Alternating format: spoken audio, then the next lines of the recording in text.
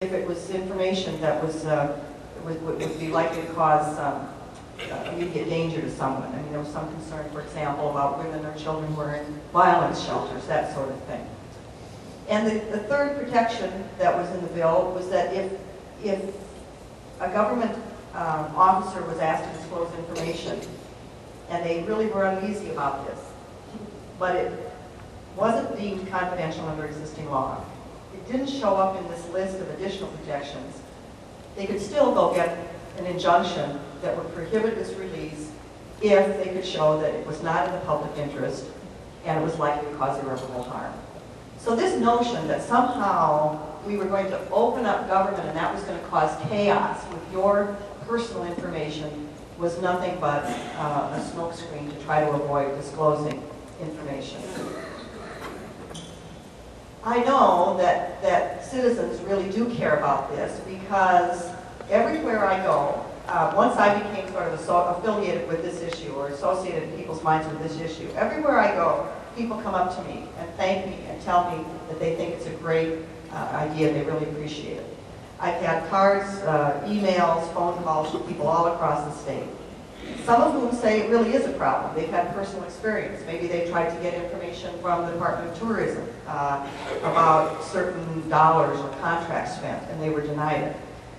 Even if you're a fairly adept trial lawyer in Watertown, you may have had the experience that you can't get a certain highway patrol report, even though it had to do with, taxpayer services delivered out on I-90 in a case that I was working on. There are folks that have had very real experiences, and it isn't just the Argus Leader, though I do thank the media for being that advocate for us, for looking at information about who's contributing to what, who's getting perks from the state or other public officials. But people really do care. And the reason I think they care is because it isn't just about records. Open government, I think, really triggers a more basic issue, and that is just access to government in general. I found it ironic, and it would almost be funny if it weren't true, the closed nature of how the legislature even dealt with the question of Senate Bill 189, and why this is so threatening to those in power. Those of you that have served in the legislature, and a lot of you know more about it than I do, maybe aren't surprised, but I found it a bit amazing that when we got through the Senate Bill 189, we made some amendments that had been requested, and it passed the floor of the Senate. When it went to the House State Affairs Committee, the hearing, the ostensible public hearing on this bill took place in front of a representative who literally sat with a stopwatch and said, all right, we have limited time, we'll hear 15 minutes from the proponents and 15 minutes from the opponents. Well, there were, first of all, you would hope that we'd have a little more time to devote to such a critical issue than that. But beyond that, we had far more folks that wanted to testify that were never given an opportunity because of limited time. But what's more egregious is this. Everyone in that room knew that, in fact, the hearing had taken place behind closed doors days before, because the opponents of that bill were invited to come before the Republican caucus and explain to all the Republican members on the State Affairs Committee and everybody else that cared to listen why they should kill that bill in committee. Neither I nor any other proponent of the bill was invited to come. In fact, I'd asked. I'm kind of I'm a shameless schmoozer out there. Jim Peterson probably wonders half the time why I'm over on the other side of the chambers trying to get along with these folks. But, I mean, I had offered to buy Larry Roden breakfast. I offered to buy him a beer. I offered to buy him a beer at breakfast. Anything if I, just let me talk to you about this. Because I thought if I could just explain the notion that all we're doing is creating a rebuttable presumption of openness, that maybe even he would start moving there. But that's not the way at this point government works in here, because with an overwhelming majority in power, what happens is the doors get closed, things get decided, and then they get paraded out for ostensible public hearing, but it really isn't public input at all.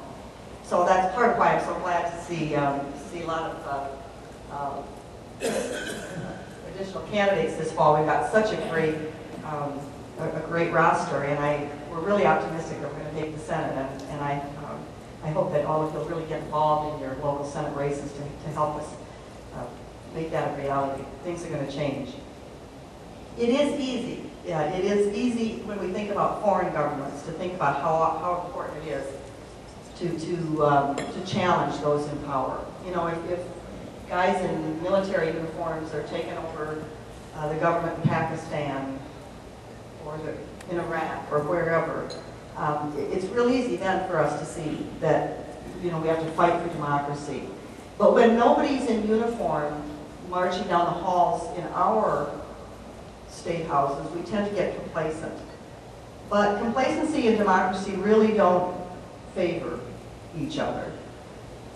Democracy is only important or only useful, it only works if you've got an informed democracy and you've got people actually participating. Thomas Jefferson said that information is the currency of democracy. And there are ways to allow access to that currency without violating people's privacy interests, without making government terribly inefficient, and without distorting the progress that needs to be made. But what we have to do is open it up and let everybody play. Earlier this year, I was sitting outside the chamber, the Senate chamber, when a delightful little lady, among other reasons, she's a favorite of mine because she actually makes me feel tall, was sitting there visiting with me, and she, in a really precious accent, she started telling me about what her life had been like when she lived for a time under Hitler and then under the Soviets. And we talked about many things. There are some issues that she and I do not agree on. But when it got to the topic of open government, she implored me to never, never give up. It might say in the Declaration of Independence that it is self-evident that government ought to be open, that democratic principles are self-evident. But it took a lot of frozen, bloody defeat to make that happen. The least we can do is protect it. Thank you.